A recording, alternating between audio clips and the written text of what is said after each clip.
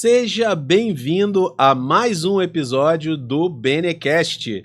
E hoje nós vamos falar sobre alianças estratégicas, o poder da parceria entre o corretor de seguros e o advogado, como isso pode impulsionar o sucesso da sua advocacia. E para falar sobre esse tema, convidamos ninguém mais, ninguém menos do que a flor mais bela do meu jardim, Ellen Viana Benevides, a minha sócia, o meu amor da minha vida e a corretora de seguros, a melhor corretora de seguros do mundo, para falar para você sobre vários temas. Eu tenho certeza que você vai gostar. Fica aqui com a gente até o final, porque a gente vai falar de responsabilidade civil, questão do seguro do estagiário, a gente vai falar sobre previdência privada, plano de saúde empresarial. Olha, coisas muito importantes. Se você não sabia, eu tenho certeza que hoje você vai aprender muito e vai entender como isso pode te ajudar de verdade aí no teu escritório de advocacia. Seja muito bem-vinda, meu amor, mais uma vez. Uma honra poder trazer você aqui para a gente trocar essa ideia, passar para as pessoas que acompanham a gente um pouco de quem é a Ellen Viana, quem é a Ellen Viana Benevides, quem é a Ellen Benevides, e também para você falar um pouco sobre essas questões que, na verdade, são pontos fundamentais na construção de quem enxerga o escritório de advocacia e a advocacia como uma empresa, né? Sim, é um prazer estar aqui, hoje não como co-host, mas do outro lado da mesa, falando um pouco sobre o meu negócio, o que eu faço, como eu ajudo, como eu posso ajudar os escritórios de advocacia, assim também porque os advogados são consumidores como qualquer outra pessoa e assim como qualquer outro cidadão também precisa de seguro. Legal, mas fala um pouco da tua história, né? Como você começou na área de seguros, como é que foi isso, quando que você começou? Tem pouquinho tempo que você trabalha com isso, né? Eu trabalho desde meus 18 anos, não vou falar a minha idade atual. Isso aí, deixa no off. Desde os meus 18 anos. Foi meu primeiro emprego, eu trabalhei numa corretora de seguros. E assim eu fui trabalhando em outras corretoras, inclusive multinacionais, liderando também áreas e setores específicos da corretora. E fui pegando um pouco de experiência e conhecimento de todas, né? E foi quando eu também decidi que eu ia fazer, você conhece bem essa história, que eu ia fazer o curso. Primeiro fiz a faculdade.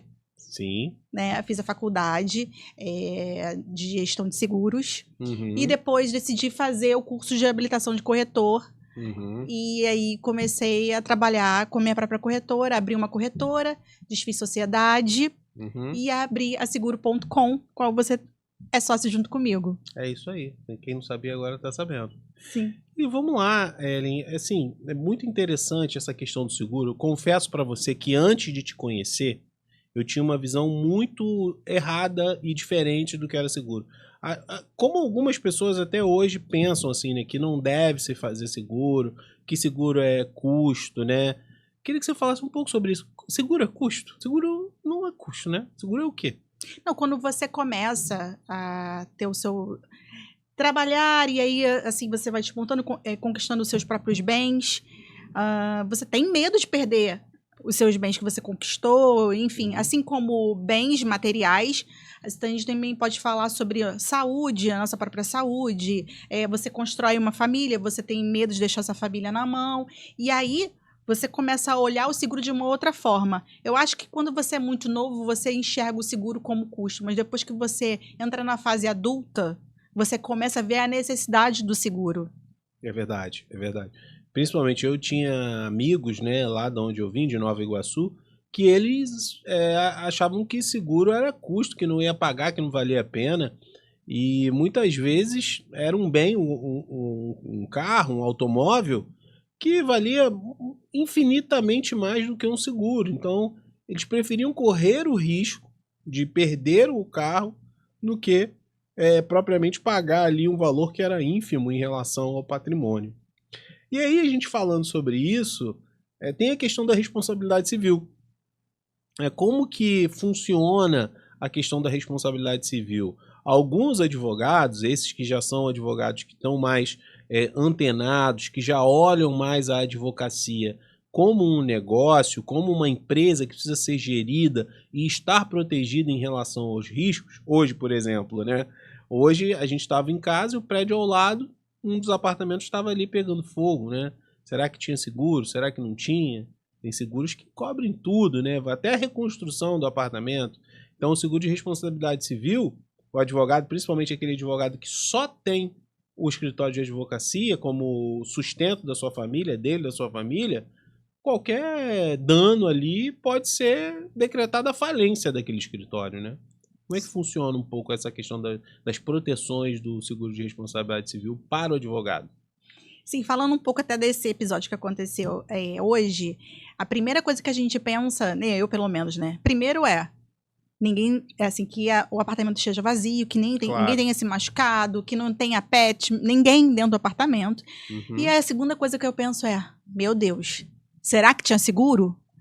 Porque da minha varanda eu vi a proprietária do apartamento correndo com a mão na cabeça, desesperada, né, naquele momento. Obviamente, a gente pensa na questão do bem-estar físico, de ninguém ter se machucado, mas obviamente que como eu vou reconstruir tudo que talvez ela tenha levado uma vida para construir, para ter. E ela perde de uma hora para outra. Uhum. E a gente viu que, pelo que aconteceu, a demora dos bombeiros e tudo mais, a gente viu que aquilo ali, com certeza, danificou todo o apartamento, não sobrou nada, né? Uhum. A gente acredita até que tenha ido para outras unidades. Então, o seguro é importante, sim, nessa questão, principalmente do seguro residencial, né? Uhum. A gente acha que nunca vai acontecer com a gente. Não é? Qual é E a probabilidade? E o seguro residencial é um dos seguros mais baratos, né? Enfim. E entrando agora na questão do seguro de responsabilidade civil. Eu acho que tem algumas profissões especialmente que acho que deveria ser obrigatório ter o seguro de responsabilidade civil, mas ainda no Brasil, a gente não tem muito essa cultura. Mas a gente sabe que nos Estados Unidos, a maioria dos seguros são obrigatórios, né? Justamente para resguardar aquela prestação de serviço que você tá oferecendo para um terceiro. Sim. E é para isso que funciona o seguro. O seguro é um seguro à base de erro, omissão e negligência. Então, se for um escritório de advocacia, ela é uma apólice guarda-chuva em que cobre erros dos sócios, funcionários, advogados associados, falando especificamente para advogados, né? Advogados associados, advogados correspondentes, desde que tenham contratos de prestação de serviço, estagiários e trainees. Até correspondente, advogado correspondente? Sim, desde que tenha contrato de prestação de serviço. Assim como advogado associado precisa ter um contrato registrado na OAB. Na OAB. Perfeito. E se for pessoa física, a pessoa atua como pessoa física, aí é só para aquele advogado mesmo, na atuação dele no exercício da profissão. Legal. E aí tem várias coberturas que são importantes. Ninguém pensa nisso, né? Ninguém pensa. Muito poucas pessoas. As pessoas, eu sinto, assim, que algumas pessoas, elas veem a necessidade, mas aí no momento que elas estão naquela fase de contratação, enfim, elas pensam duas vezes, elas não têm esse pensamento. Será que é um custo ou um investimento? Ela não fica muito certo isso dentro das pessoas que estão vendo essa né, a questão do seguro de responsabilidade civil. Né? Porque ela deveria se preocupar, porque se ela só tem essa fonte de renda, isso é fundamental para que ela trabalhe tranquila, né? Eu penso muito... a gente tem um seguro de responsabilidade civil na corretora. E a gente tem uma equipe e tudo mais. E todas as vezes que surgem questões que a gente às vezes pensa duas vezes, será que tá ali, tá contratado, não tá no sistema? E agora? E aí, nesse momento, aquele friozinho na barriga que dá, que fala, meu Deus, se alguém da equipe errou, ou deixou de contratar, ou teve algum erro na parte operacional. E aí, nesse momento que eu, como proprietária da corretora, penso, não posso deixar nunca de pagar esse seguro. E aí eu penso que deve ser esse pensamento também do advogado que tem um escritório e que trabalha, que prestando serviço, porque na rotina, no dia a dia do advogado, no exercício da profissão, ele tem que tomar várias medidas, que essa medida, se não for tomada, pode gerar Um um prejuízo. prejuízo. Sim, a gente tem recente isso, há alguns anos, surgiu a figura do controller, que é normalmente um advogado que fica na controladoria, verificando os prazos, verificando ali se está tudo certo. Ok, né? Até o Diego Castro, não sei se ele está nos assistindo, um abraço, vai fazer um evento falando sobre essa questão da controladoria, enfim. Mas por que eu tô falando isso? Porque recentemente eu falei com um colega, né? E ele falou o seguinte: eu tenho controller. Não preciso fazer seguro porque eu tenho uma controller muito boa. Seguro de responsabilidade civil. Eu falei, mas você tem controller? Mas ela é um robô? Ela não falha? Porque o dia que a tua controller pisar na bola, e isso pode acontecer. Ah, meus processos internos são muito bem desenhados. Mesmo assim, isso pode acontecer. Pessoas são humanos, né, estão sujeitos a falharem. Se você não tiver o seguro, quem vai pagar? Vai ser a tua controller? Ou vai ser o teu CNPJ? Ou vai ser você, vai sair do teu bolso, né? Então, assim, as pessoas elas não pensam e às vezes elas até arrumam algumas desculpas para não fazer o que precisa ser feito. É impressionante isso, né? Enfim, mas falando da parte prática, se, por exemplo, se eu sofro um processo no escritório, tá? E se eu quero resolver essa questão antes disso chegar a litígio, existe essa possibilidade antes mesmo de acontecer qualquer ação judicial? É legal essa sua pergunta, porque é uma das questões que eu vejo que é de maior destaque entre os Dúvida, advogados. é uma das maiores dúvidas, Uma né? das maiores dúvidas. Na verdade, o seguro de responsabilidade civil, em condições gerais, de forma unânime, é necessário que haja uma ação judicial que esteja transitada em julgado.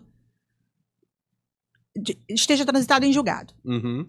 Porém, A regra. Essa é a regra. Tá. algumas seguradoras, poucas seguradoras, elas veem isso como estivesse maximizando os prejuízos. Porque existe uma cobertura, que é a cobertura de gerenciamento de gestão de risco, né? Uhum. E também a restituição da imagem do advogado, do escritório de advocacia, que se isso for para as mídias, para as redes sociais, vai aumentar o prejuízo. Então, ela vai ter que contratar uma empresa de marketing, uma agência, para restituir a imagem daquele escritório. Sim. Então, uma vez que ela abre uma possibilidade, algumas, não todas, ela abre uma possibilidade de fazer um acordo extrajudicial desde que tenha uma reclamação formal. E essa reclamação formal pode ser por e-mail, pode ser pelo WhatsApp, desde que tenha a reclamação de um terceiro referente à prestação de serviço ali, e que seja realmente comprovada que é um erro. Uhum. É uma falha ali, um erro, uma negligência por parte do escritório. E aí abre a possibilidade de fazer um acordo extrajudicial. Porque às vezes, o advogado ele fica... eu sou advogado, se me processarem, tudo bem porque eu sou advogado. Só que aí eu abro mais um parênteses aqui, e uma reflexão, na verdade, que talvez, meu amigo, você não esteja pensando que não é só o processo judicial e não é só você ter que atuar ali em causa própria, que inclusive é algo que eu não recomendo. Uhum. Né? Não recomendo porque acaba envolvendo emoção e você não consegue ali muitas vezes exercer a tua técnica de uma maneira livre de emoção. Então não é uma coisa que eu recomendo. Agora, existe a questão do dano à imagem do advogado, o dano à imagem do escritório. Então eu acho que essa questão aí, o seguro, essa cobertura do seguro para ser resolvido de forma extrajudicial é maravilhoso, né? Porque e é bom para a companhia de seguros também, né? Eles resolverem isso antes do problema realmente acontecer. Primeiro de tudo, antes de falar até mesmo do papel da seguradora, vamos falar também do papel do corretor. Uhum. Uma vez que tem uma reclamação, a pessoa ali, aquela pessoa que, de alguma forma, ela se sentiu lesada, ela está inflamada. Ah, sim. E a relação ali já não está uma relação boa. Muitas vezes o advogado não quer mais falar com aquela pessoa, ou pelo menos quer alguém que interceda naquele momento ali, fazendo o intermédio. E aí também tem o papel do corretor. E junto à seguradora, fazendo ali o intermédio para tentar liberar ali aquele... para que não chegue, por exemplo, na esfera judicial. Então, esse gerenciamento de crise, que ninguém quer fazer, né? Eu, como corretora, tenho uma empresa, né? Não falando independente, falando como empresa. Empresa ninguém quer fazer. Tem uma reclamação, a pessoa tá ali, ela tá de alguma forma certa, e aí, mas ela tá inflamada e tá querendo os seus direitos. Então, essa parte, por si só, o seguro já vale a pena, que ninguém quer fazer. E tem propriamente a questão do seguro, do ressarcimento. Falando sobre essa questão o seguro, ele tem a cobertura de reembolso das despesas com a contratação de advogado, defesa mesmo, do próprio processo, as próprias despesas do processo, tem ali a cobertura. Tem cobertura também para extravio, roubo ou documentos sob posse do escritório, atos dolosos dos funcionários. Fez uma maldade lá, aí não tô gostando desse escritório aqui, vou perder um prazo, vou escrever uma gracinha numa petição. Exatamente, tem amparo pelo seguro. Também tem amparo na defesa, na esfera também administrativa. Pode ter um processo no Tribunal de Ética. Exatamente, também tem amparo. Cobertura, né? Cobertura. Reembolso com as despesas dessa defesa. Então, é bem mais amplo. Então, assim, tem vários também coberturas, vários eventos do seguro de responsabilidade civil, da rotina do advogado, como erros em pareceres, perda de prazo, não comparecimento a uma audiência, erro de cálculo, isso acontece muito, né, nos escritórios de advocacia. Advogado não é a melhor pessoa para fazer cálculo. Né, advogado.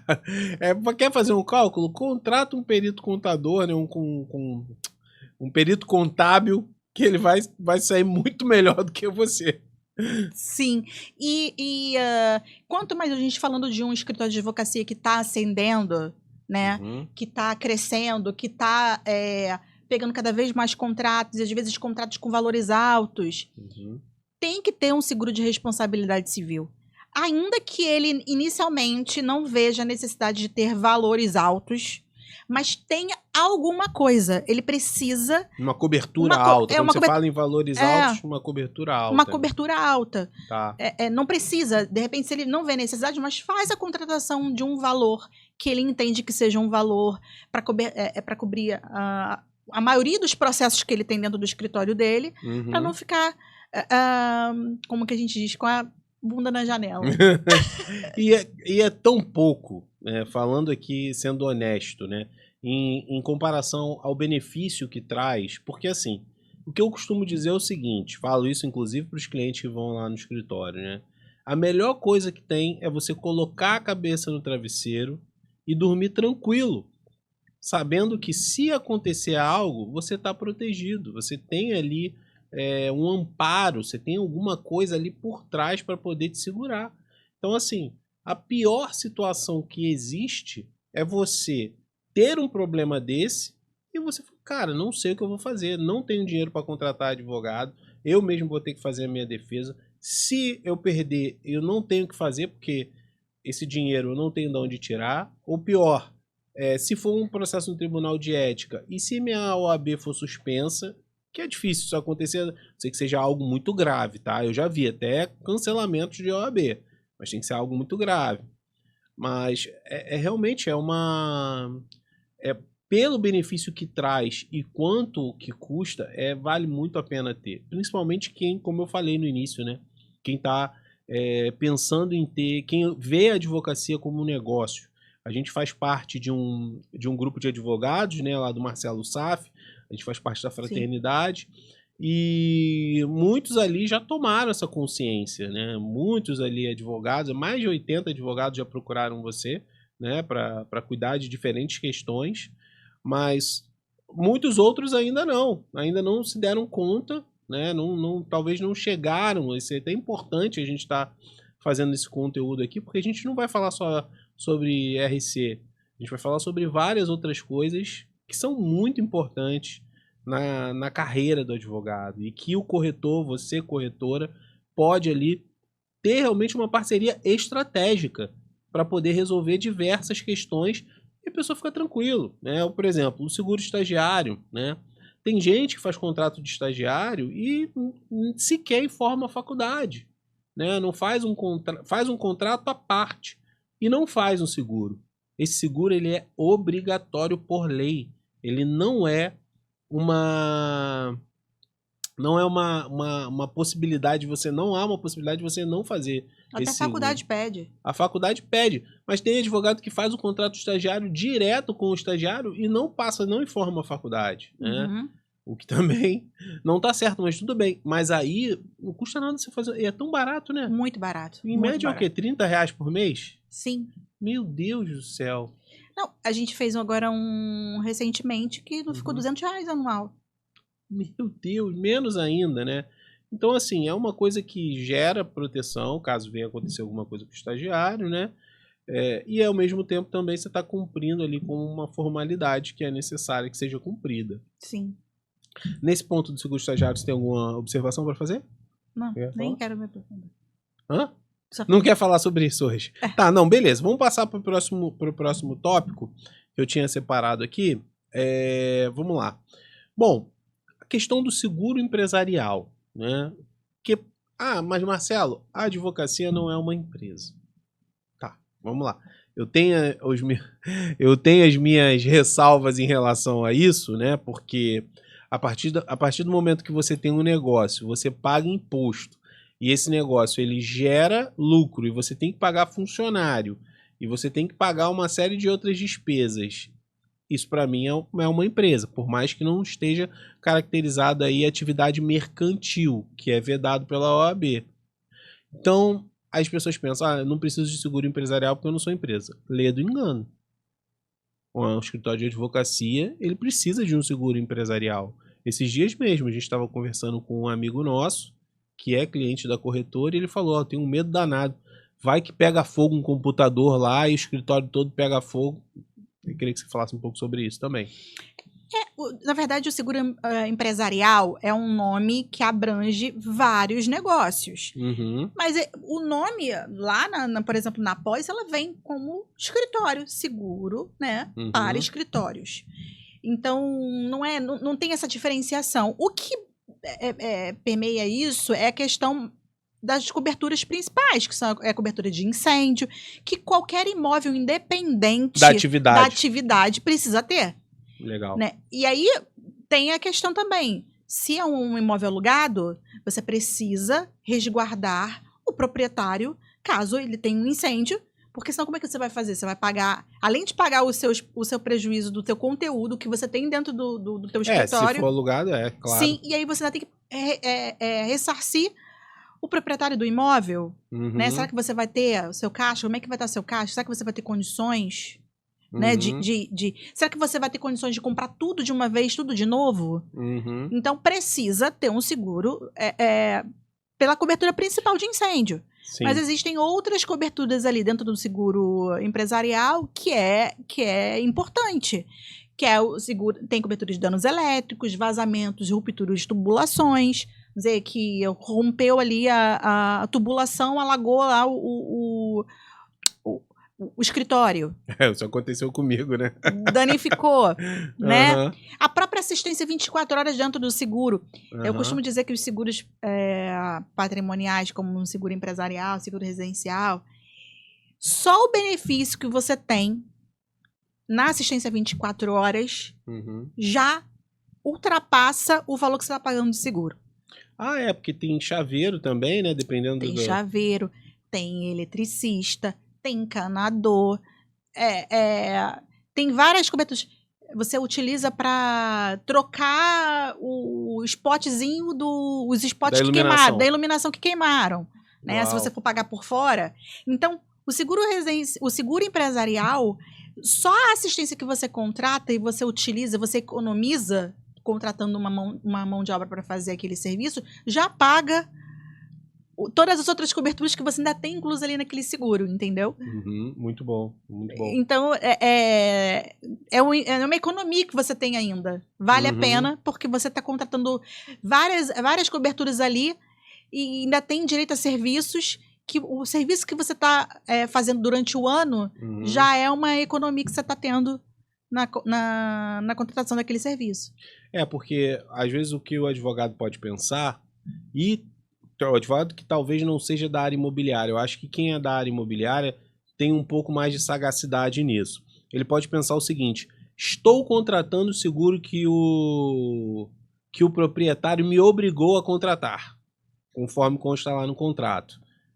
Então eu não vou fazer mais nenhum seguro para o escritório. Só que é exatamente isso que você falou, né? Você está pagando um seguro que é obrigatório, mas esse seguro, ele muitas vezes tem uma cobertura mínima que é só para resguardar o imóvel, né? E a construção ali do imóvel. Mas, por exemplo, os teus móveis, o teu conteúdo que está lá dentro, eletrônicos, computadores, nada disso está coberto, né? Móveis, eletrodomésticos. Na maioria das vezes, né? No seguro que vem pela imobiliária ou pelo proprietário, ele está pensando só em resguardar a parte... a parte de reconstrução ali do imóvel, mas a parte do conteúdo, tudo que você investiu em imóveis planejados, eletrodomésticos, eletrônicos, tudo aquilo não tem amparo. Então ele tá te obrigando ali a pagar a parte dele. E quando obriga, né? Porque às vezes não deixa passar e aí fica sem cobertura, mas se tiver um incêndio, tiver alguma coisa que precise, você vai ter que desembolsar para pagar. Mas e se o condomínio tiver seguro? Não, porque tem gente que fala isso, né? O condomínio tem seguro, se tiver incêndio, o condomínio tem seguro. Só que não é bem assim, né? Não, o seguro do condomínio ele protege as partes comuns do prédio. Quando é um prédio comercial, existe no condomínio residencial, tem uma cobertura que é incêndio conteúdo condôminos. E aí quando tem, aí tudo bem, tá amparado o conteúdo dividido lá pela quantidade de unidades e tudo mais. No comercial ou no de escritórios e consultórios não tem essa possibilidade de contratação, então não vai ter nunca. Caramba! Entendeu? Então não tem a cobertura para incêndio conteúdo. Então conteúdo. não adianta você falar, eu pago o seguro do condomínio, você tá lascado, né? Quando é comercial ou de escritório. Não, ele tá resguardando as partes comuns do condomínio. E mesmo no residencial, tem que ver se tem essa cobertura na apólice, né? Exatamente. Caramba, pra você ver, né? As pessoas, elas ficam arrumando um jeitinho de não fazer o seguro, né? E que, na verdade, é uma coisa tão simples, tão pouco, né? Exatamente. O residencial é menos ainda, né? Então, enfim. E quais são que você acredita que são as coberturas essenciais para esse seguro, para escritório, por exemplo? O que você acha que deve ter lá obrigatório? Você fala assim, Marcelo, isso aqui é obrigatório, tem que ter. Eu costumo dizer que primeiro, uma boa assistência 24 horas. Você defina lá, peça para ver um pacote de assistência 24 horas que te atenda, pelo menos a intermediária. Né? E com relação à cobertura de incêndio, que é a cobertura obrigatória, a cobertura de danos elétricos, a cobertura de recomposição de documentos, é uma cobertura... Caramba, essa aí eu nem sabia que existia. Como é que é isso? Se tiver um incêndio, se você tiver sobre a sua responsabilidade os documentos, aí tem a recomposição dos documentos. Às vezes, documentos com valores altos, né? E tem a cobertura também de alagamento, a cobertura de desmoronamento, tem a cobertura de instalação em um novo local, se tiver um incêndio naquele local. E para refazer, você vai precisar alugar um novo imóvel para restabelecer o teu escritório. Despesas fixas do escritório também tem tipo, aluguel, condomínio, essas coisas. As coberturas principais. Despesas principais. Isso eu não sabia também. Eu tô aprendendo pra caramba hoje aqui. Sim. E também a cobertura, que eu acho que é legal, por um período que fica sem funcionar aquela empresa. Então, na verdade, você pode contratar uma coisa ou outra. Ou a cobertura de despesas fixas de instalação no novo local, ou por um tempo que aquela empresa vai ficar sem funcionar, Uhum. tem lá qual é o faturamento daquela empresa e aí você contrata para que ela fique naquele período sem trabalhar, recebendo. Pô, que sensacional. E assim, o tema de hoje é como a parceria entre o advogado, né, e o escritório de advocacia, entre o advogado e o corretor de seguros, como ela pode ajudar no sucesso da advocacia. Óbvio que a gente está falando aqui de RC, de responsabilidade civil de advogados, falamos aqui um pouco do seguro empresarial para escritórios de advocacia, né, como isso pode resguardar, mas tem muito mais coisas que a gente pode falar em relação a esse tipo de parceria, né, principalmente se a gente for olhar pelo lado da retenção de talentos, né, porque hoje, vamos lá, pelo menos de 2 a cada 10 advogados que eu conheço, que são amigos e que são próximos, falam que tem um grande problema, que e ainda falar, pô, levei mais uma facada, levei, pô, mais uma vez que estão me deixando e tal, e fizeram isso, aprontaram e tal. Então, assim, a gente entende, né, que é difícil realmente a gente encontrar uma boa mão de obra qualificada e formar uma equipe, mas também muitas vezes a gente não para pensar com a cabeça do colaborador, com a cabeça do associado, com a cabeça daquela pessoa que está trabalhando ali contigo. Então, aquela pessoa que está trabalhando, a gente, né, eu e você, nós já fomos, a gente já teve do outro lado, né, a gente já foi funcionário.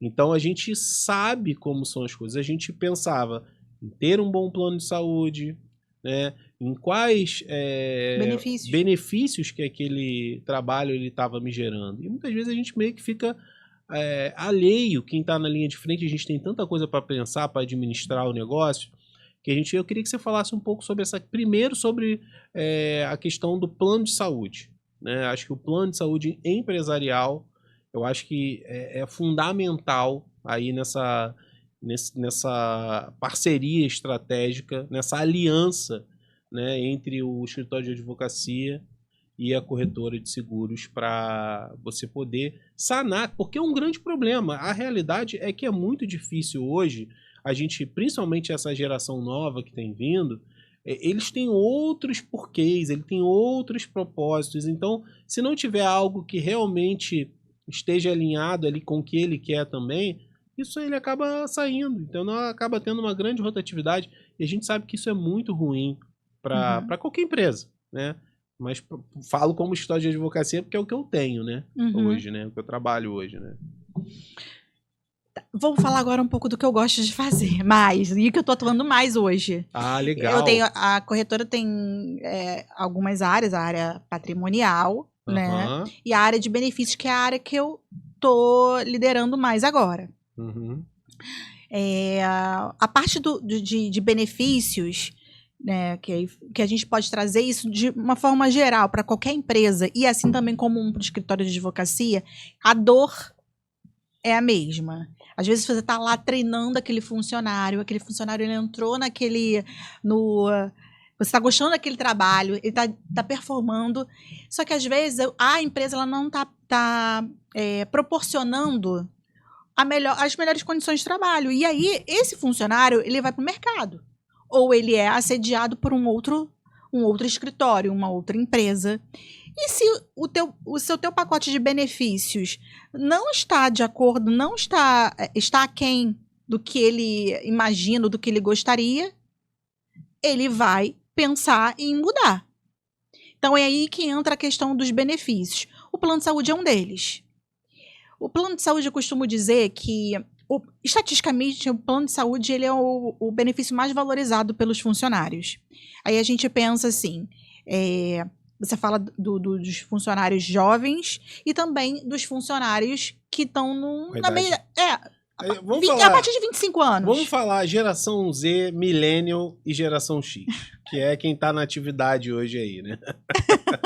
Tem os Baby Boomers também, mas é mais difícil, né? Os Baby Boomers estão mais para se aposentar do que ter mais gente trabalhando, né? Não é mais a faixa etária que tá bombando. Quem tá chegando mesmo são a geração Z, né? Eles que estão chegando com tudo aí, né? Sim.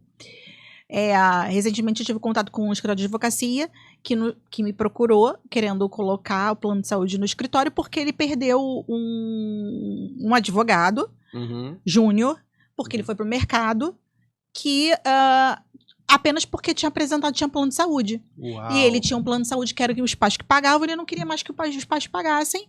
E o pacote de benefícios era melhor naquele escritório do que o escritório que ele estava, e ele foi. E a justificativa que ele apresentou era que aquele outro escritório oferecia plano de saúde. Não, e é engraçado isso, porque às vezes a gente fala, não, poxa, aqui tem plano de carreira, aqui tem isso, mas você vê um detalhe, o plano de saúde. Pode ter plano de carreira, pode ter o que for, mas para ele faz mais sentido ele ter a garantia. Por exemplo, se ele ficar doente, se acontecer algo com ele vai poder ir num bom hospital, ele vai poder se consultar com bons médicos, vai poder fazer os exames ali de forma recorrente. Acho que o homem, ele nem pensa tanto nisso. Acho que as mulheres acho que cuidam mais da saúde, né? Acho que do que os homens, né? Eu acho que a saúde é um pilar da nossa vida. Verdade. Então, acho que qualquer independente de sexo, ele vai pensar, se eu precisar, né? Às vezes quer fazer o tratamento ou quer fazer acompanhamento preventivo. Então, sim. Não é só oferecer qualquer plano de saúde, é oferecer um plano de saúde que ele veja como benefício, porque às vezes a empresa pega um plano de saúde só visando a questão do preço. Óbvio que a gente tem que unir preço e qualidade, né? Aí não vê, só vê o preço, não vê onde que aqueles funcionários eles moram, qual é o bairro que eles moram, se tem hospitais nas redondezas ali onde ele reside, ou até mesmo no próprio escritório. E aí vê lá uma rede hospitalar que é lá não sei aonde, ele não vai nem para se cuidar, nem ser preventivo, e nem quando está precisando, porque aí ele prefere ir numa UPA porque é mais próximo da casa dele. Então, ele não vai ver aquilo como um benefício.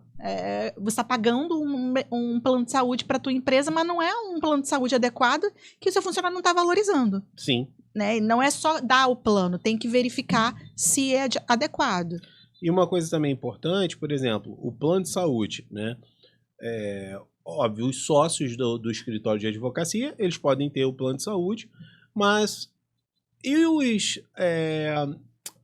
os parentes dos associados, os parentes os seletistas, dos estagiários, como é que é isso? Como é que funciona isso? Por exemplo, uma funcionária seletista aderiu ao plano, né, do escritório. Ela pode colocar o marido dela, por exemplo, como dependente dela? Não sei se seria esse o nome. Eu pego duas realidades quando as empresas, geralmente os responsáveis pelo CNPJ, os proprietários, eles vêm procurar, às vezes, o RH. Tá. Depende do tamanho da empresa, né? Eu pego a realidade em que aqueles proprietários do CNPJ, né, os sócios, utilizam para fazer o plano para ele, porque o plano de saúde empresarial ele chega a ser cerca de 40% mais barato do que o adesão, pessoa física, né? E aí ele utiliza o CNPJ ali para fazer o plano de saúde para os donos da empresa e para os seus familiares e seus dependentes. Ótimo. E o outro que utiliza também para os seus familiares e aproveita para oferecer para os seus funcionários. Esse eu acho que é o mais inteligente que se faz, porque ele está apresentando um benefício para os seus funcionários, né? E aí, geralmente, quando eu pego só um que tenha só seus sócios, eu também apresento, incluindo os funcionários, para ele ver que ele está apresentando um benefício. E não precisa oferecer, às vezes, uma melhoria, não precisa ser um aumento de salário. Pode ser oferecimento, até a possibilidade de ter um plano de saúde através do CNPJ da empresa, o funcionário valoriza. Porque ainda que você não custeie o plano de saúde 100%, você pode custear parcialmente. Você não é obrigado a custear 100%. Você pode oferecer a possibilidade do seu funcionário entrar quem quiser no plano de saúde, custeando 50%, por exemplo. Tá. E aí, olha a melhoria que você está trazendo para o funcionário. Se ele for para o mercado para fazer o individual, ele vai pagar uma fortuna. Tá. e aí ele não faz, aí ele fica sem muitas vezes, ou ele paga pelo próprio bolso, e aí ele já sai parte do salário dele. A maioria não paga. Mas se ele, aquele funcionário que se preocupa muito com a saúde, e aí ele acaba tendo que pagar do próprio bolso. E aí já come parte do salário que se tem. Sim. Então, dói muito no bolso dele. Pesa. E aí você oferece o benefício do plano de saúde custeando 50%, sendo que, além de ser muito mais barato do que ele pagaria lá fora, você já está custeando 50% e ele está valorizando aquilo. Entendeu? Mas e o dependente nessa história? E o dependente? O dependente fica a cargo da empresa dar a possibilidade ou não de incluir o dependente. Um filho, por exemplo. Um filho. Ele pode entrar a empresa, né? Tem vários formatos. A empresa, ela pode, a empresa dá para o funcionário a possibilidade de pagar 100% do funcionário e ele paga 100% dos dependentes ou do dependente dele. Legal. Ou ele paga 50% do próprio funcionário e mesmo assim dá a possibilidade de incluir um dependente, ou não dá a possibilidade. E aí o colaborador, o associado, enfim, seja quem for, paga os custos do dependente. Exatamente. E a empresa pagaria 50%. O escritório de advocacia paga 50% dele. Sim. Tá, entendi. A única coisa que a gente precisa deixar destacada é que, até isso, você pode falar melhor, não sei se você não atua muito no trabalhista, né? Não atua. Isso aí teria que chamar o Rafa Mendes, Alexandre Ferreira, Diego Castro. É que esse valor não pode ultrapassar 30% do valor do salário. Então, o valor o desconto que ele vai ter em folha, referente ao plano de saúde, não pode ultrapassar 30% do valor do salário dele. Tá. Entendi. E isso é uma coisa que quase ninguém sabe.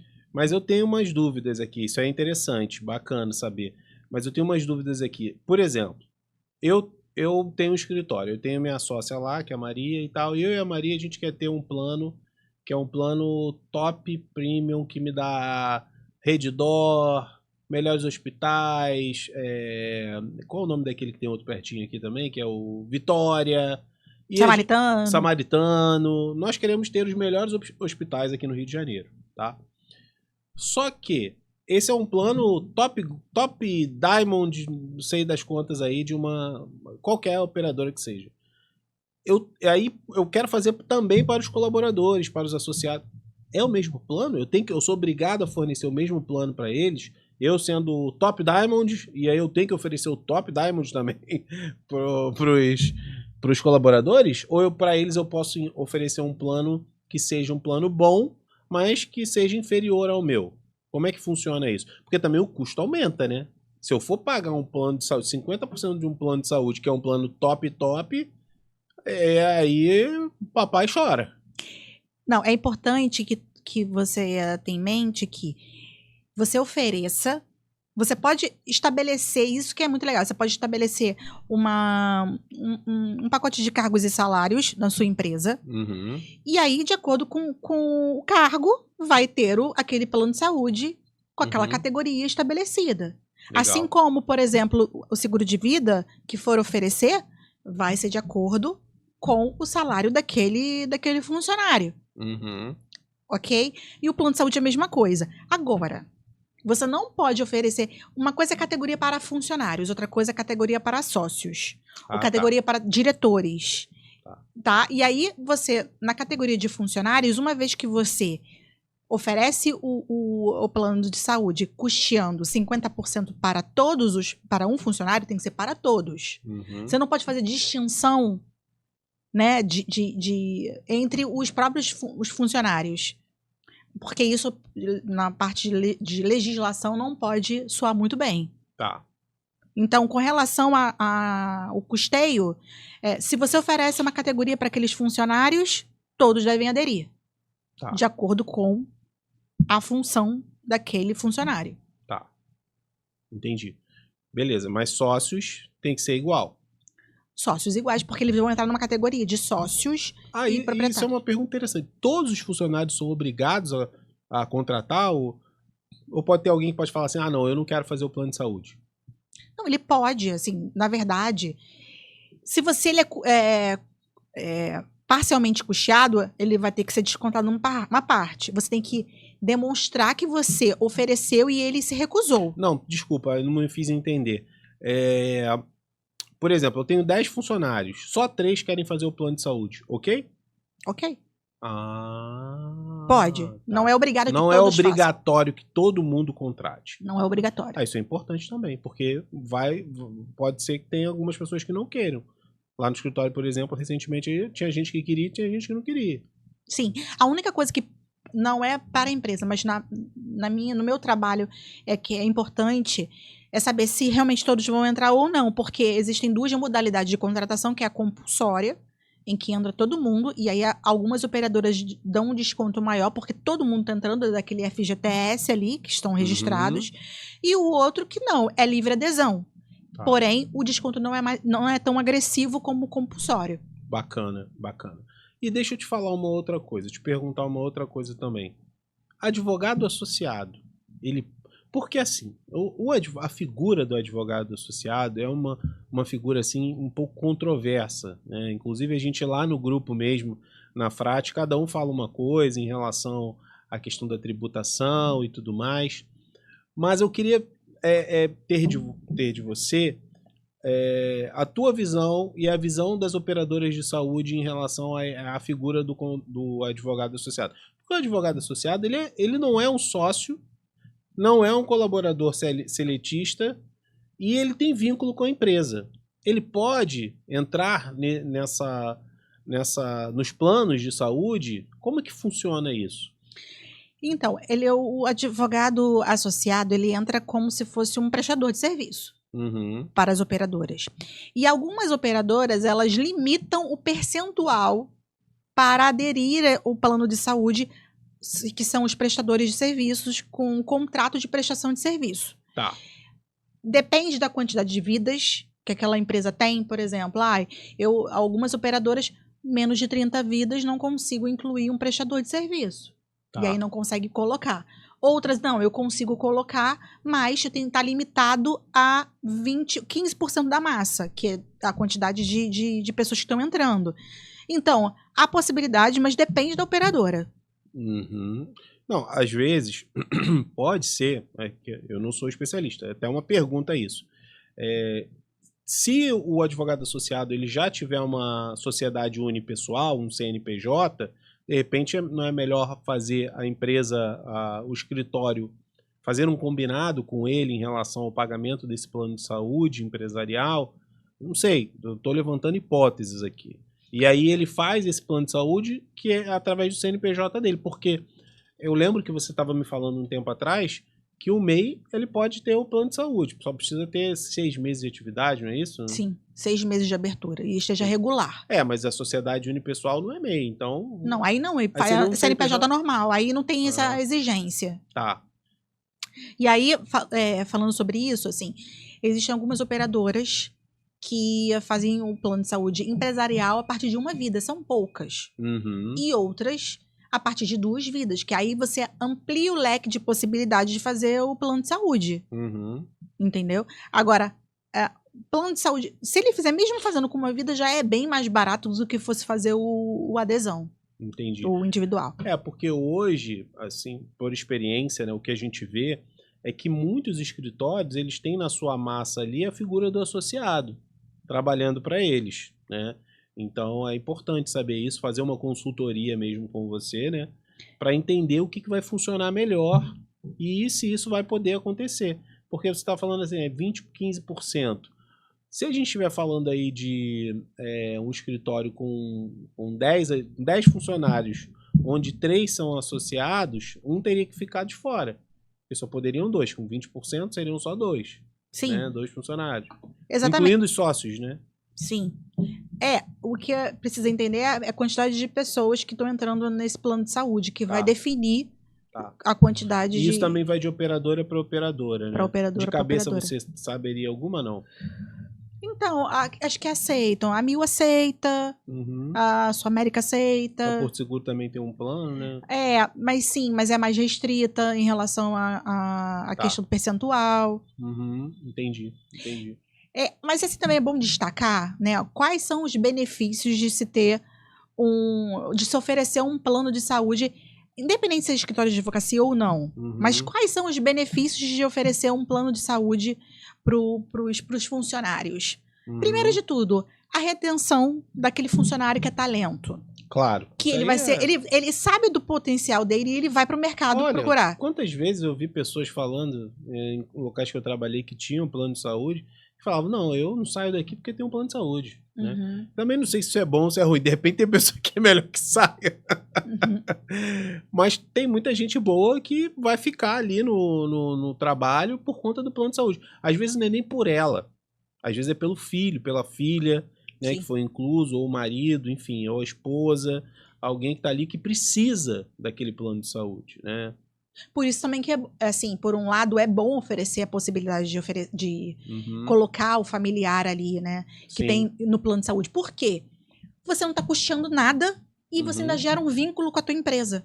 Porque aquela pessoa, por mais que ela esteja pagando 100%, se ela for pagar fora, ela vai pagar muito mais caro. Sim. Então ela vai pensar 2 vezes. Se é uma funcionária que tem 2 filhos e tá lá, ela tá custeando lá o plano de saúde dos 2 filhos dentro da tua empresa, ainda assim ela vai pensar 2 vezes antes de sair. Né? Tem que valer muito a pena. Sim. E era assim, pensando como funcionária, quando eu trabalhava, né, fazer parte do mercado e tudo mais, eu só ia para uma empresa que me oferecesse plano de saúde. Porque eu tinha uma filha, e então eu pensava 2 vezes. Né? E mesmo quando eu tinha, que a empresa não custeava, eu fazia questão de pagar. Para mim, eu já vi aquilo como um benefício. Então, assim, olhando pelo outro lado, né, estando do outro lado, eu pensaria da mesma forma. Agora, voltando a essa questão do benefício de oferecer o plano de saúde. Quais são os benefícios? Para a empresa,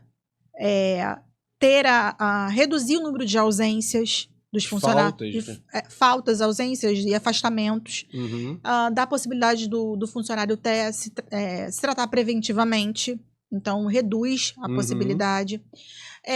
Tem também a questão de você deixar o teu funcionário mais motivado, valorizado. A valorização, ele pensa, a empresa não está pensando só nela, a empresa está pensando também em proporcionar condições de trabalho para a equipe. Sim. Então, ela pensa, né, ela se sente fazendo parte de algo, né, tendo a questão do plano de saúde. Com relação ao funcionário, ele vai pensar 2 vezes antes de sair da tua empresa. Você também não tem a necessidade de custear 100% do plano de saúde. E ainda assim, ele vai ver isso como benefício. Você não vai precisar dar a ele, por exemplo, não necessariamente um aumento e aumentar as despesas com verbas trabalhistas. Você dá o benefício do plano de saúde, mesmo que custando parcialmente, você não precisa dar um aumento e, de alguma forma, você vai dar uma melhor condição de trabalho para o teu funcionário. Muito legal. E até uma coisa que a gente não falou aqui, né? A gente está falando de retenção, mas é uma coisa até um pouco da área da Nídia, né? Que é a nossa amiga e que cuida do RH das nossas empresas. A gente, inclusive, indica se está precisando de alguém para fazer a contratação, até ou o processo de demissão. Ela é muito boa nessa área. Tenho certeza que ela vai poder te ajudar. Inclusive, a gente já entrando aqui nessa parte um pouco da Nídia, que é o seguinte, cara, contratação. A gente está falando de retenção, mas contratação.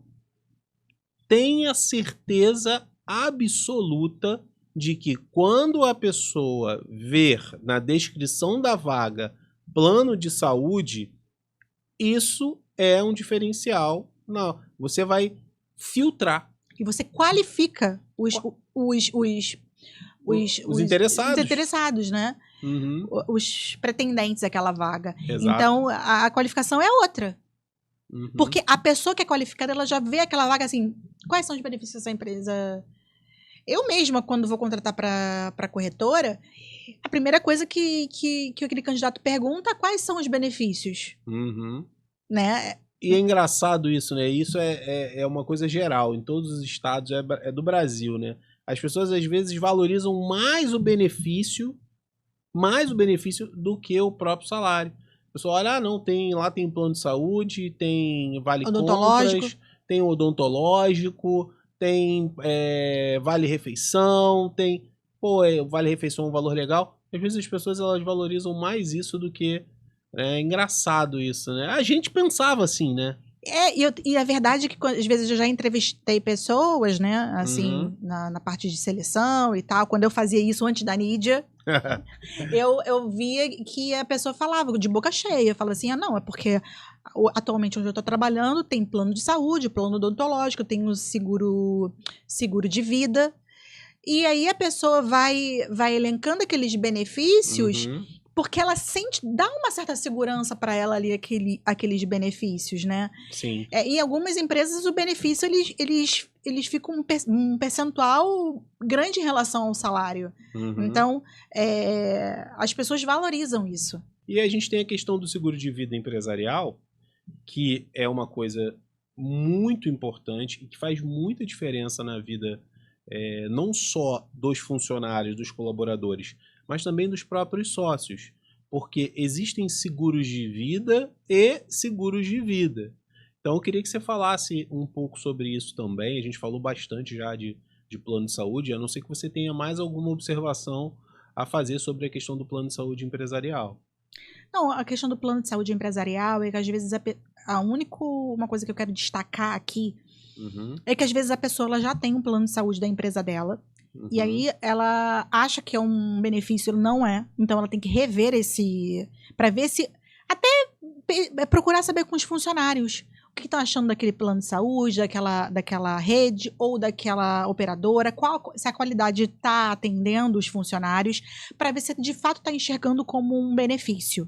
Certo. E aquele que não oferece o plano de saúde, pensar agora em se tá gostando da equipe, se não quer que mexa na equipe, se tá todo mundo desempenhando um bom papel e não oferece o plano de saúde, é um bom momento para procurar e ver e oferecer para os funcionários, porque com certeza o funcionário vai pensar 2 vezes antes de sair. E uma coisa também que você falou, de quem já tem, também, se a pessoa já tem há mais de um ano, é o momento também, de repente, dela rever esse plano de saúde, fazer uma consultoria com você, uma consultoria gratuita, né? Sim. Para entender se esse plano, o valor dele tá legal, se realmente a pessoa deve continuar. Porque quando a gente fala nessa consultoria gratuita, muitas pessoas acham assim, vou fazer a consultoria, vou ter que contratar alguma coisa. Não, muitas vezes você mesma fala, fica no teu plano que é melhor, né? Fala um pouco sobre isso.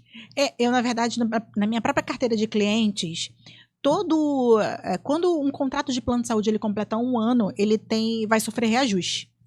Só que o mercado ele é muito dinâmico, então todo mês muda a tabela, todo mês tem campanha, todo mês tem uma condição diferenciada. Você imagina de um ano para o outro o que pode mudar. Muita coisa muda. Então, no momento que sofre o reajuste, que já completou 1 ano, é comum que as empresas busquem uma nova opção de plano de saúde. E aí, falando um pouco do meu trabalho, da minha própria carteira, às vezes eu mesmo entro em contato com os meus clientes, né, com os proprietários das empresas, às vezes o RH, para verificar se aquele plano ele continua oferecendo a melhor condição ou não. Se é melhor realmente mudar de plano. E às vezes eu sou abordada por eles. Às vezes eu nem me entro em contato ainda e eles já sabem disso, já é uma prática comum, eles já entram em contato. Eles sofreram reajuste, eu quero ver se realmente continua. Compensa, né? Tanto financeiramente como a questão da rede. Às vezes você pode pagar a mesma coisa ou menos para uma outra operadora com uma rede muito melhor. Com um reembolso muito melhor. Então, às vezes, mudando a acomodação de algum dos funcionários.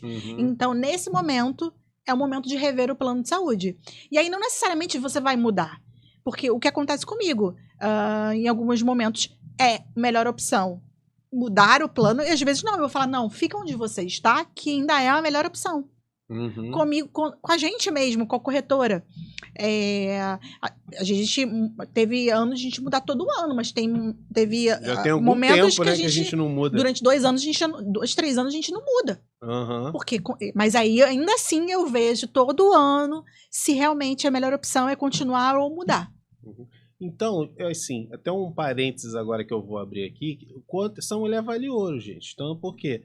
Ela cuida, olha quanta coisa ela pode agregar dentro do teu escritório de advocacia. Quantas coisas a gente falou aqui. Porque tem muitas pessoas que não entendem, que talvez não tenham tido uma boa experiência com um corretor de seguros, que elas não entendem o valor desse trabalho, como isso é importante e como isso afeta em diversas áreas do teu negócio, do teu escritório. Você que aí tá na fraternidade, ou você que está na mentoria do SAF, olha como isso é importante, como essa parceria ela é estratégica. E olha que a gente nem falou ainda aqui de várias outras coisas que a gente ainda vai falar. Fica com a gente até o final, se inscreve no canal para você receber mais conteúdo como esse aqui. A gente fala bastante sobre empreendedorismo, sobre gestão, sobre marketing, sobre coisas que eu tenho certeza, sobre a parte financeira, né, tenho certeza que vai ajudar muito, sobre saúde, né? Porque como que a gente vai empreender se a nossa saúde ela não está em dia? Até o Lana está lá com o Tão Constante que Irrita. Um abraço pro Vitor Lana, meu mentor, e aqui um cara que me inspira bastante. Então, assim, como que a gente vai ter sucesso nas outras coisas se tem áreas da nossa vida que não estão indo bem? Eu não entendo pessoas ou empresários ou pessoas que falam não tenho plano de saúde. A pessoa ela tem uma condição condição social ali, ele pode pagar um bom plano e ela simplesmente não tem plano de saúde. Eu vejo isso como um pilar da vida. Porque acha que é custo. Mas eu não entendo, porque para ela não faz diferença no bolso, mas ela não... E aí, no momento que ela precisa, né? E aí, às vezes, nem é para ela, é para a família dela. E aí ela não pensa isso como um cuidado. É um cuidado. E é isso. Agora, falando especificamente sobre o plano de saúde, uma coisa que eu vejo muito acontecer é o seguinte: plano de saúde tudo tabelado. Não vai ter uma diferença de preço entre a Ellen e um outro corretor, ou a corretora da Ellen e um outro corretor. Então, o que difere isso? É o atendimento. É importante que você faça o plano de saúde com uma empresa que tenha CNPJ, que seja uma empresa, né? Não um corretor... Fundo de quintal. Nem fundo de quintal, tipo de baixinha ali, que só tá pensando em tirar o teu pedido. E receber ali... Não é um corretor, é um tirador de pedido. Tirador de pedido. Tirador de pedido, não faça. Não tem diferença de preço entre é tabelado, tudo é tabelado. O que vai fazer diferença se você tá pegando, tá contratando uma corretora que tenha conhecimento e experiência na área, porque vai impedir que você tenha vários contratempos na contratação, ou até mesmo a questão de clausulados ali, deixa tudo muito claro para você, não entre em pegadinhas e tudo mais. E o pós-venda. Porque antes de contratar, tudo é maravilhoso, porque a pessoa está pensando em quê? Em receber aquilo ali. É o que eu vejo muito acontecer no mercado de plano de saúde. E aí depois... Você precisa fazer uma inclusão e exclusão de funcionário. E aí a pessoa não te atende mais. Não, a pessoa não te atende mais e às vezes ela nem sabe fazer aquilo. A pessoa não te atende. Eu tive mesmo um cliente que é meu cliente em outras áreas, que ele acabou fazendo um plano de saúde com uma outra pessoa. E aí, alguns meses depois, Ellen, você pode me ajudar? Eu posso transferir, né, o meu atendimento para você, porque o corretor não está mais me atendendo. Então, principalmente se tratando de empresa, provavelmente você vai precisar fazer o quê? Alterações, inclusões, exclusões, fazer isso no tempo hábil para que você não pague 2 vezes por aquele funcionário. Funcionário que já saiu há muito tempo e ainda continua na tua fatura. Então, você no plano de saúde, é importante que você saiba que você não está pagando por diferença de preço no plano de saúde, porque tudo é igual. O que você vai pagar é pelo serviço prestado pelo corretor. Sim. E até no momento em que ocorreu algum tipo de negativa ou alguma demora para que seja concedido ali algum procedimento, alguma coisa que seja necessária à vida, né? Que muitas vezes resulta até num processo judicial por conta da falta ali de intervenção do corretor que vendeu aquele plano de saúde. E a gente já teve diversas vezes casos assim, que você foi lá, eu vi isso, né? Você me contou, eu sei, eu sou testemunha, que você foi lá, interviu e o plano resolveu, né? Uma demora, muitas vezes que ocorre, que a gente sabe que demora, às vezes para liberar algum procedimento, algum exame, quando é mais caro e tal. E isso é super importante você ter. Não quer dizer que o corretor é o milagreiro, mas se não tiver ali alguém na ponta para intervir, vai ficar realmente muito mais difícil, né? Uhum. Bom, muito bom. Acho que esgotou aqui a parte, né, em relação ao plano de saúde. Não tenha dúvidas de que você é peça fundamental não só você, um bom corretor de seguros, né? Porque a gente está falando de maneira geral, Sim. de bons corretores, de pessoas realmente que sejam comprometidas, né, idôneas, envolvidas ali como você abraça realmente as causas que chegam até você. Eu vejo que o corretor de seguros também tem por conta do mau corretor de seguros, a classe acaba sendo mal vista. Denegrido. Assim como o advogado. Às vezes muitas pessoas falam de advogado e enfim. Mas somos resolvedores de problemas, né? Verdade. Trazemos soluções. Talvez por isso que a gente tem ali E quando vem uma pessoa que é mal intencionada ou que acaba fazendo algo que venha diminuir aí o nosso trabalho, a gente acaba sendo, de alguma forma, mal visto, né? Penalizado por uma coisa que você nem fez, né? Exatamente. Eu sei como é que é isso. Mas vamos lá. Seguro de vida. Tá? Muita gente tem aquele segurozinho de vida, às vezes o gerente do banco, né? Você vai fazer alguma coisa lá no banco, né? Vai fazer um financiamento, um empréstimo, qualquer coisa, o gerente vem, poxa, eu tenho um seguro de vida aqui. Porque a gente sabe que seguro de vida, cara, muita gente... vai ter meta. Nem tem o seguro, a cobertura para morte natural, não tem. Não tem morte natural, não tem. Tu tem que ter, pô, caraca. Então assim, tu tá pagando aquilo ali, tu tá pagando só pela comissão do gerente do teu banco, né? Porque ele não tá preocupado na qualidade ou na contratação de cobertura, ele só quer bater a meta dele. Então, assim, geralmente quando o cliente ele vem, né, do seguro de vida que eu acabo falando e fala, eu tenho um seguro no banco, eu falo, eu já sei. Não é seguro, é um seguro de acidente pessoal. Só em caso de acidente você recebe. E aí, geralmente, quando vai me passar a pólice para eu dar uma olhada, é exatamente isso. Então, essa semana mesmo eu falei com uma advogada sobre seguro de vida. Ela falou, eu tenho seguro no banco. Eu falei, não é seguro de vida, com certeza não. Ela, você tem razão. Cota pra mim. Aí é isso. Seguro de vida, falando de individual, né? Do individual. Diferente do plano de saúde, por exemplo, eu não trabalho com plano de saúde individual, só empresarial. Já no seguro de vida, eu atuo com o seguro de vida individual e no seguro de vida empresarial. No seguro de vida... Por que eu atuo no seguro de vida individual? Porque às vezes aquele dono daquela empresa ela precisa de verbas maiores, com coberturas diferentes, que só tem no individual. Tá. E o empresarial é pensando ter ali também coberturas para os sócios e para os funcionários. Mas se quer alguma coisa fora, ou coberturas de valores maiores, ou cobertura que não tenha no empresarial, a gente faz um individual. Nossa, eu tenho muitos seguros, né? De vida. Sim, não tem como. Eu sou um dos principais clientes da corretora, eu e o escritório, né? Porque a gente tem vários seguros de vida. Tem agora o DIT, que a gente refez, né? Doenças graves. Doenças graves, né? Disponibilidade temporária, doenças graves.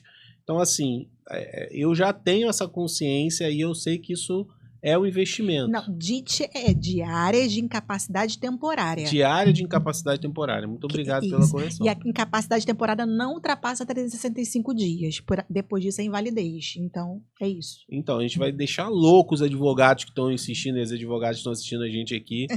Vamos por parte. Então, vamos falar do seguro de vida empresarial, que é aquele que a gente pode fazer tanto para os sócios quanto para os colaboradores. Também pode fazer para os associados, incluir eles nessa mesma apólice? Então, prestadores, entra na mesma regra de prestador de serviço. Entendeu? Legal. Mas nada que também não possa ser feito ali de uma maneira individual, aí um combinado com os sócios do escritório, né? Exato. Mas aí nesse seguro, que a gente está falando de um seguro agora, não de acidentes pessoais, mas um seguro de vida empresarial, Qual é a diferença, as vantagens dele em relação a esse aí, por exemplo, que é um seguro que a maioria dos bancos empurram, né? O seguro de vida empresarial, ele economicamente, financeiramente, é muito mais barato em relação ao individual. Me dá um exemplo de um Eu, caso recente que você tenha visto. um caso recente. Tá, A empresa ela tem 15 funcionários, tá, 2 sócios. tá. Cada sócio com um capital de 500 mil. Aham. E eu tô falando de 500 mil para morte natural, morte acidental é o dobro, aí seria 1 milhão para cada sócio, né? Para os familiares beneficiários. Tá. Invalidez total permanente por doença e invalidez total permanente por acidente. Tá. Assistência funeral familiar. Tá. E para os funcionários, a gente colocou um capital de 50 mil para cada funcionário. Uhum. Essa empresa tá pagando R$250 por mês. Caramba. R$250. 250. É muito pouco. É muito pouco. E no individual? Se ele for fazer o individual, é muito mais barato, muito mais caro. Muito mais caro. Muito mais caro. Uhum. Então, assim, eu não tenho como... Certamente, dependendo... Porque, o que acontece? Quando eu faço seguro de vida empresarial, eu vou por um... Eu não tenho necessidade, quando eu falo de um capital global, tá? Eu não preciso informar as idades.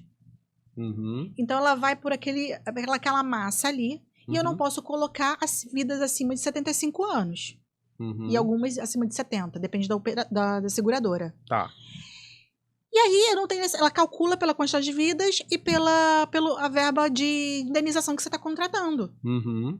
Quando você vai para o individual, várias informações que você levado em consideração. Você levando em consideração, que é se é fumante, se não é fumante, qual é a altura e peso, para calcular o IMC, saber se ingere bebidas alcoólicas, se faz exercício físico. Então, a idade.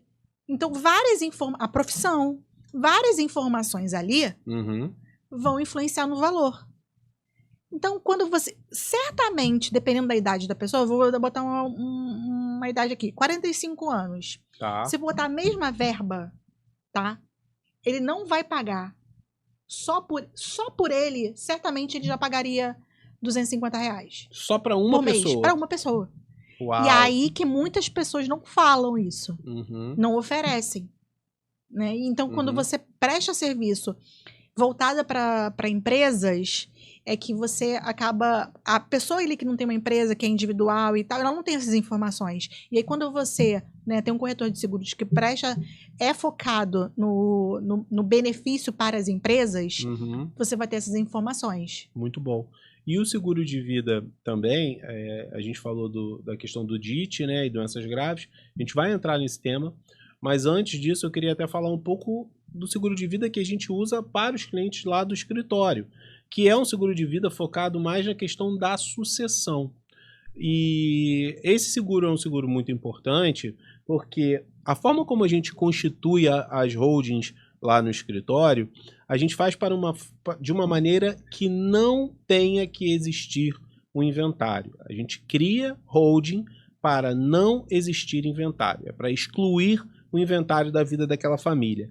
Só que em algumas situações, como por exemplo, direito e ação, que são coisas que ainda não estão propriamente no nome da pessoa, por exemplo, precatório. Um advogado que tenha precatório para receber e ele morre antes. Isso é direito e ação, né? Porque ainda não está pronto aquilo ali. Aquilo ainda não está, ele não consegue acessar, vamos falar assim. E dessa forma, isso, de alguma maneira, não tem como entrar na holding. Isso não tem como entrar na holding, né? E aí o que a gente faz? A gente vai ter que fazer inventário disso. Então, se vai ter que fazer inventário disso, o que a gente recomenda? Seguro de vida. Porque esse seguro de vida, ele vai dar conta de arcar com esse pagamento das custas desse inventário. Vamos lá, a gente está pegando de repente um cliente que tem 20 milhões de patrimônio, mas ele tem, sei lá, 600 mil para receber de precatório. Estou dando um exemplo, uma hipótese, né? Pô, 600 mil de precatório em relação ao que a gente faz lá de patrimônio, é pouco, né? Se fosse uma holding, talvez a gente nem fizesse. Porém, a gente arrumasse outras situações para fazer o planejamento patrimonial e sucessório. Mas o seguro de vida, nesse caso, de um inventário nessa monta, seria fundamental, porque ele acessaria esse recurso imediatamente, porque não teria que passar por inventário, seguro de vida, e poderia arcar com esses custos, né? E é muito barato, né? Sim. E não é só isso, né? Eu acho que o seguro de vida é um ato de amor. Um ato de amor realmente porque a família, muitas vezes, às vezes a pessoa é a provedora da família, né? Às vezes o único provedor da família. E aí, como fica ali os filhos... eu mesma, às vezes eu fico falando, né? Eu não tenho medo de morrer, mas eu tenho medo de como as pessoas que eu amo vão ficar aqui. Né? Pensando nisso, como as pessoas... Porque dá também a possibilidade das pessoas chorarem por aquela pessoa que ela perdeu de uma forma que não tem que ficar preocupada com o que vai comer no outro dia, né? E aí não só também para pagar os custos com o inventário, mas também para se manter durante um tempo. Sim. Porque muitas vezes ele não tem como acessar mais contas ou acessar mais nada. E aí como que fica a família nesse período? Então o seguro de vida ele serve para isso. Sim. Inclusive, hoje eu apresentei um croquis estrutural de uma holding e assim, uma família que tem uma condição financeira boa em patrimônio, não em patrimônio líquido, mas em bens imóveis. E se tivesse que acontecer um inventário hoje, um dos imóveis teria que ser vendido de 2.100.000 reais, ele teria que ser vendido só para arcar com os custos do inventário. Só para cá com os custos, porque não tem uma holding, porque se tivesse a holding não precisaria. Mas aí teria todo esse custo. Olha, a gente está falando de 2 milhões. Ter que vender um imóvel de 2.100.000. E às vezes você não vende de uma hora para outra. E não vende de uma hora para outra. E olha o que essa família vai ter que passar. Você deixa um problema, né? Você deixa um problema. A nossa missão é justamente essa. Óbvio que a gente quer resolver o problema de quem está vivo. A gente não está pensando lá, não sou advogado coveiro. Mas é óbvio que isso traz uma tranquilidade para a cabeça da pessoa, para a cabeça de quem está ainda ali, que é um patriarca, uma matriarca, que cuida ali dos filhos ainda. A gente é pai e mãe, a gente sabe, né? A gente quer deixar o melhor para eles, né? A gente quer deixar o melhor. E o seguro de vida não é que ele vai resolver, e não é também que ele vai pagar o inventário, porque, como eu disse, a ideia é não ter inventário. Então, na maioria das vezes, não tem. Mas ele fica ali como um valor que fica para aquela pessoa. Ela pode acessar diretamente, não vai ter que passar pelo inventário, por ter caráter securitário, né? E muitas vezes é muito pouco que se paga para ter um prêmio muito alto, né? Uma indenização alta que fica na apólice, né? E, gente, falando mais do empresarial, os sócios daquela empresa, se você pensa, se você paga um valor para ter como benefício para você, para os seus sócios, para os seus funcionários, o mesmo que você pagaria ou menos para ter só para você. Você tá entendendo? É algo que é um benefício muito grande, economicamente falando. Então, fazendo dessa forma, oferecendo contratando um seguro de vida empresarial, principalmente, a gente fala, né? A gente teve um filho agora, fez 1 aninho agora. Além de aumentar o capital, né, que é a verba de indenização dos seguros existentes, já contratou mais um. Porque, entende? Sabe quanto né? A gente tem vários cálculos aí, né? Quanto custa você criar um filho até a sua idade adulta? Né? Vários economistas falam sobre isso, né? Alguns milhões. Então, tem que ter. Tem que ter. Às vezes tem que ter mais de um seguro de vida para... Não, e não só isso. Mesmo que a pessoa ela tenha patrimônio no seguro, ela tenha... não, meu pai, enfim, eu tenho muito patrimônio, eu tenho muitos bens. Ok, não tô nem falando de holding, não tô nem falando de nada, tô falando de uma coisa que esteja ali na pessoa física mesmo.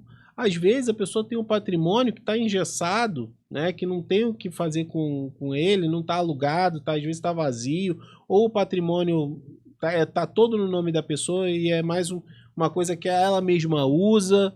Uhum. E quando a gente perde essa pessoa, esse mantenedor, né, como que a família ela sobrevive nos meses seguintes? Então, às vezes o seguro de vida também, ele funciona para isso, para que a família ela tenha ali como se ter a sua manutenção durante alguns meses, né, durante algum tempo, né, durante, poxa, sei lá, o cara que tinha uma renda de 50 mil, de 100 mil por mês, o seguro, às vezes, aquela pessoa vai receber, ela vai 1 ano, 2 anos, ela vai conseguir se virar com aqueles valores ali, né? E vai poder ajeitar, aí vai pensar em vender o imóvel, aí vai ter que fazer o inventário, se não tiver holding, né?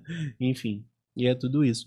Mas a questão falando ainda do seguro de vida, e que é um seguro que muitos médicos já têm, né? Médico, então, ele já entendeu isso, ele já tem isso, a maioria eu tenho muitos amigos médicos e a maioria deles, né, amigos até de infância, eles falam que isso é básico, eles já contratam, alguns contratam até com você, né?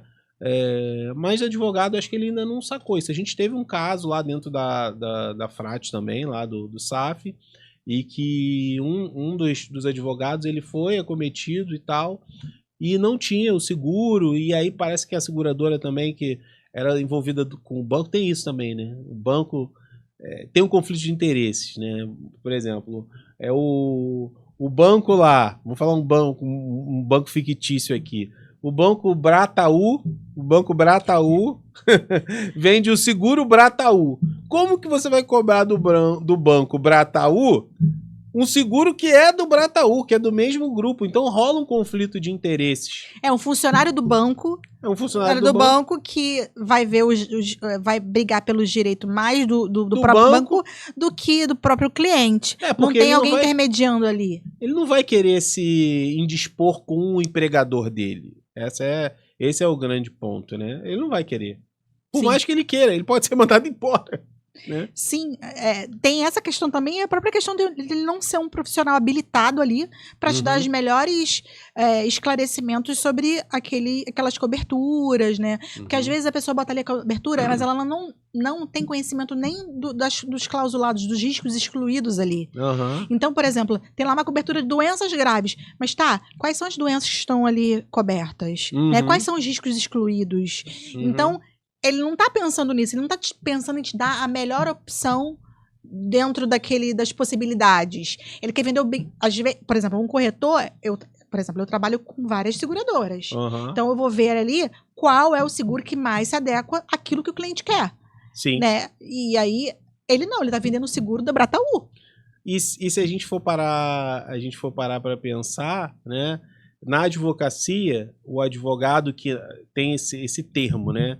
Vou fazer uma analogia aqui. Na advocacia, o advogado que não tem OAB e que exerce, até um termo antigo que fala, é o rábula, né? Que é um cara que não tem a OAB e que está ali exercendo a profissão de uma maneira muito mal, né? Não é qualificado, não tem ali todos os requisitos necessários para exercer com perícia e excelência aquela profissão. A mesma coisa é quem está vendendo esse seguro e que não tem ali a preparação e o conhecimento necessário de seguros para falar sobre aquilo, né? E até para intervir sobre aquilo, né? Sim, exatamente. Certo. Vamos lá. Quero que você fale sobre o DIT, né? Que é uma coisa que a gente estava falando aqui, que muitos médicos já têm. Queria que você fale como que isso pode auxiliar aí o advogado, como que isso pode fazer com que o advogado tenha ali fôlego durante algum tempo, né? Você falou que são 365 dias, mas como é que isso funciona na prática? Diária de incapacidade temporária é temporária, não é definitiva. Tá. Então, ou permanente.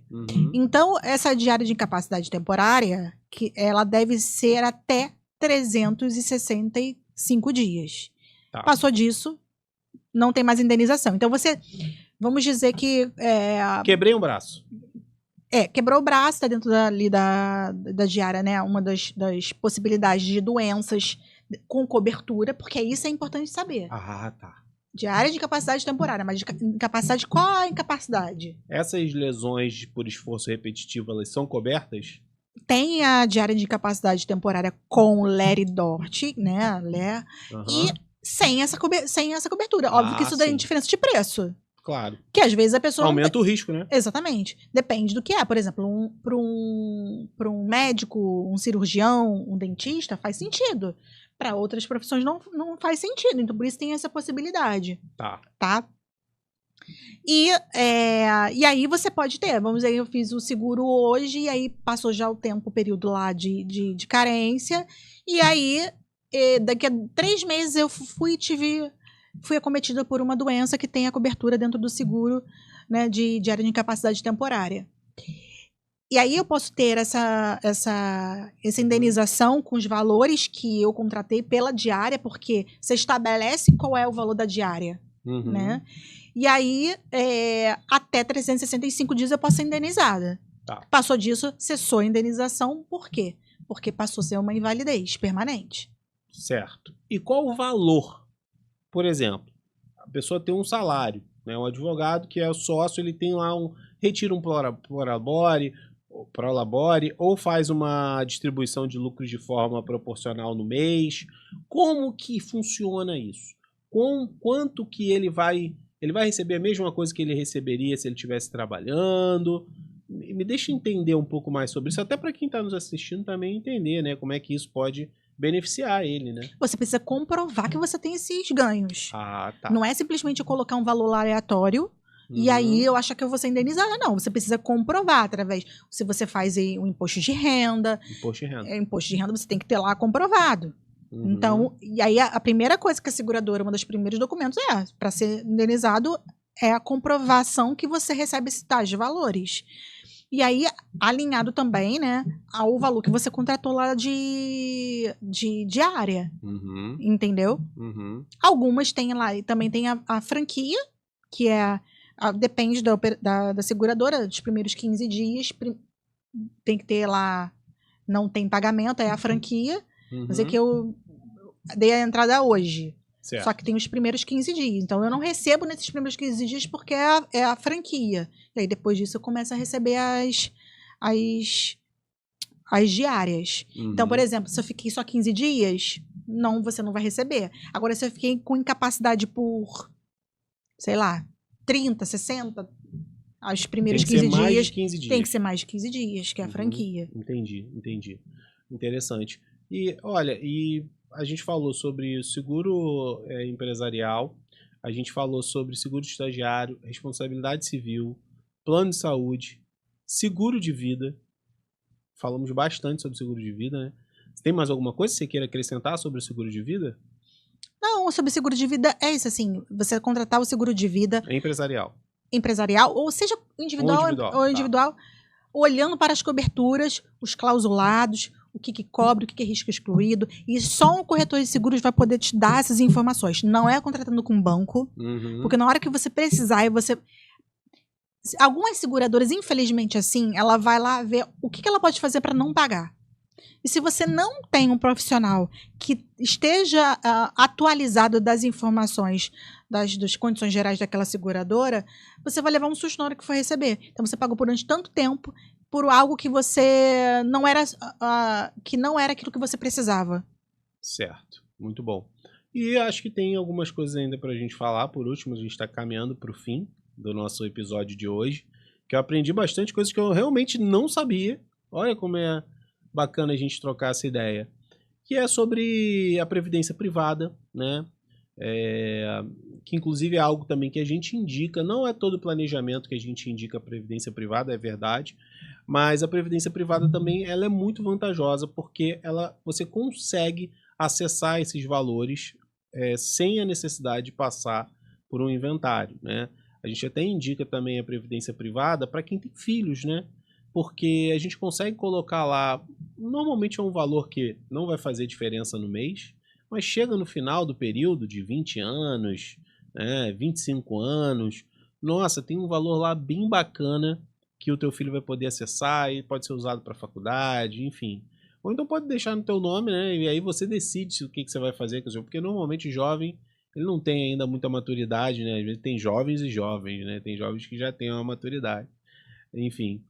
E aí eu queria que você falasse um pouquinho sobre isso só, para a gente poder complementar aqui esse conteúdo que vale muito. Olha, vou te falar, realmente, hoje eu tive mais do que absoluta certeza de que a parceria de um advogado, um escritório de advocacia, com um corretor de seguros é fundamental. Óbvio que a gente nem falou de outros seguros aqui, que são os seguros que eu sei que você atua, como, por exemplo, automóvel, condominial e tal. Mas só dessas questões que a gente falou, a gente já dá para ver que é praticamente loucura não ter um parceiro, uma parceira como você por perto para poder auxiliar nessas questões, né? Falando de previdência privada, assim, muitas pessoas têm um certo preconceito com a previdência. Gente, previdência por exemplo, tem uma finalidade. Investimento tem outra finalidade, são coisas completamente diferentes. Você tem que pensar com a previdência para algo para o seu futuro, para sua aposentadoria. Né? E aí não tem muito a ver com a questão do investimento. Então, assim, vale a pena ter previdência privada? Vale a pena. Porque ali o milagre dos juros sobre juros, né? Dos juros compostos é absurdo. Então, eu faço a simulação Então, assim, quanto mais cedo você faz a contribuição, começa a fazer a contribuição de um plano de previdência, maior vai ser o montante, a reserva que você faz. Então, eu já fiz simulações até agora recentemente que chegou lá na idade determinada, que geralmente eu determino em 65 anos, é o triplo do que ele contribuiu. Então, é importante fazer uma previdência privada. Vale a pena, pensando a longo prazo, é óbvio que você não vai ver tanta diferença se você começa a contribuir com uma certa idade. Quanto antes, melhor. Quanto antes, melhor. Porque é aí que atua os juros compostos, que aí vai fazer triplicar a tua contribuição. Então, é importante. Agora, trazendo isso para a realidade do advogado, eu já para uns 3 escritórios que eu trouxe essa vantagem para aquele advogado que é um advogado associado que não tem regime CLT. E aí não tem a contribuição do fundo de garantia. O escritório foi lá e fez uma previdência privada para aquele funcionário, para que ele não se sinta em desvantagem em relação àquele advogado que é CLT ou para alguma outra proposta que ele receba de um outro escritório que ofereça CLT. Incrível. E outra, a gente está falando de associado, mas isso pode ser oferecido também para os próprios colaboradores da empresa, como uma forma de quê? Incentivo, retenção de talentos, né? E a empresa pode pagar uma parte e também o empregado pagar outra, não é isso? É isso, mas isso só é feito assim de uma forma formal quando ele é registrado. Quando ele é registrado. Quando ele é registrado, CLT, e aí você faz através do CNPJ da empresa. Legal. Agora, não, se você for fazer de uma forma informal, pode ser feito no nome do próprio colaborador, em que há um boleto de contribuição e é descontado do contra-cheque dele o valor metade e metade quem contribui é a empresa. Cara, isso é muito legal. Isso é muito legal mesmo, porque a gente está falando de uma coisa que vai para a mão direto do funcionário, do colaborador. Ele vai receber isso daqui a algum tempo. Né? E ele não se sente... E se ele não receber, a família dele vai receber, né? Sim. E pensando sobre essa questão mais de como o advogado associado ele acaba não tendo algumas garantias que o regime CLT oferece, e aí você acaba tirando uma dor aí do teu escritório, que ele entrar num escritório onde estão oferecendo o regime CLT, que ele tem mais benefícios. E aí você dá uma segurança, ele não tem um fundo de garantia, mas ele não tem um plano de previdência, que é muito melhor. Muito melhor. Não, ainda tem uma outra questão, né? Pode ter gente que tá vendo, assistindo a gente agora, tá falando assim, caramba, eles estão falando de plano de saúde, estão falando de previdência privada para associado, para colaborador. Gente, tem pessoas que já estão fazendo isso há muito tempo. E outra, uma coisa é que tipo de profissional você quer ter com você? Você quer um profissional, qualquer profissional, você quer um profissional nota 7? Qual o profissional que você quer? Você quer um profissional nota 5? Ou você quer um profissional que seja nota 10? Né? Então, porque tudo na vida tem um preço, inclusive colaborador.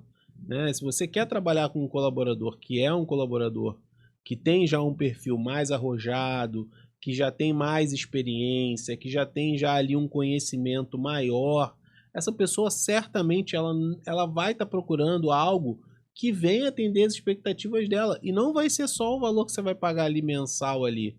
Não vai ser para o associado, por exemplo, que a gente está falando, né?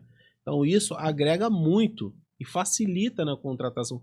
Tá aí até um tema, né? Para a gente chamar a NID aqui para fazer mais um episódio para falar só sobre isso, sobre retenção de talentos e os benefícios, né, que uma empresa, que uma corretora de seguros, ela pode gerar para você contratação e retenção, não só retenção, tá? Contratação e retenção, né?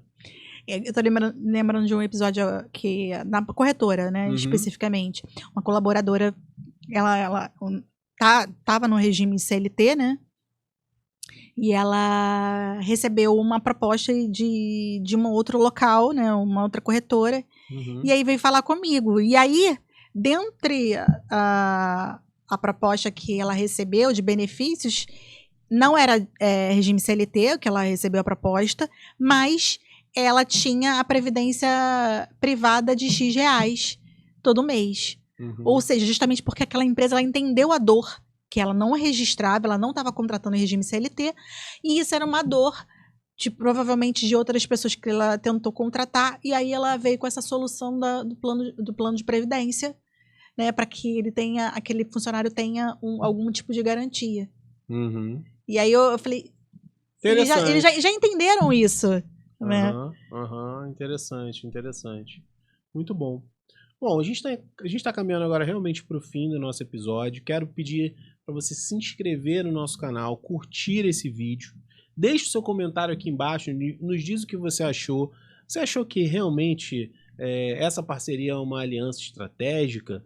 A gente teria mais coisas para falar aqui, inclusive a parceria com o advogado de direito imobiliário, que esse é um cara que muitas vezes ele precisa ter um suporte de um corretor de seguros, para ali para um contrato de aluguel, de locação, que vai ter ali um seguro fiança, um título de capitalização, mas enfim, isso a gente deixa para um outro dia, para um outro episódio, tem muito assunto para a gente falar. E eu queria te agradecer, meu amor, por você ter disponibilizado seu tempo para falar aqui para a nossa audiência, para os advogados e advogadas, os gestores de escritório de advocacia, e deixo a palavra com você para finalizar esse episódio. Prazer hoje. Foi meu de estar aqui, falar um pouco do que eu trabalho, estando do outro lado da mesa, né, falando um pouco do que eu trabalho, um pouco da minha história. Você sabe, mas as pessoas não sabem ainda. Uma história de muita luta, né? Sim. De muita luta, mas de muita vitória. Muita vitória. E é só o começo. Exatamente. Como diz o nosso mentor Marcelo Saf. E se também quiserem me seguir nas redes sociais, é lenviana.seguros. Segue lá que vai ter muitas dicas sobre seguros. Vou deixar passando aqui na tela. E o meu também. Você quer aprender mais sobre advocacia, sobre como você pode melhorar, captar mais clientes de forma legal, questão da gestão, do marketing digital, segue lá o Marcelo Benevides. Eu tenho certeza que você vai gostar muito do meu conteúdo. E por hoje é só, pessoal. Vejo vocês no próximo vídeo. Até lá!